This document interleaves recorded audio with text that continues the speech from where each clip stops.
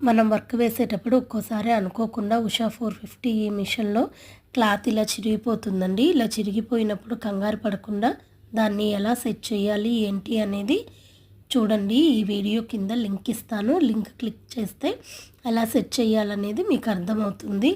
మనం వర్కులు వేసి ఇలా వర్క్ చేస్తుంటే పైన చూసే కస్టమర్స్ మీకేంటమ్మా చక్కగా వర్కులు వేస్తున్నారు, బిజినెస్ చేస్తున్నావు, డబ్బులు వస్తున్నాయి, వర్కులు వేసి సంపాదిస్తున్నావు అని అంటారు.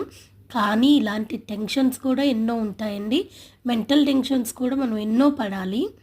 అవేమీ వాళ్ళకి బయటికి తెలియదు, కళ్ళకు కనిపించదు. మనం చేసే బిజినెస్ నీకేంటి అన్న ఇదే తెలుస్తుంది.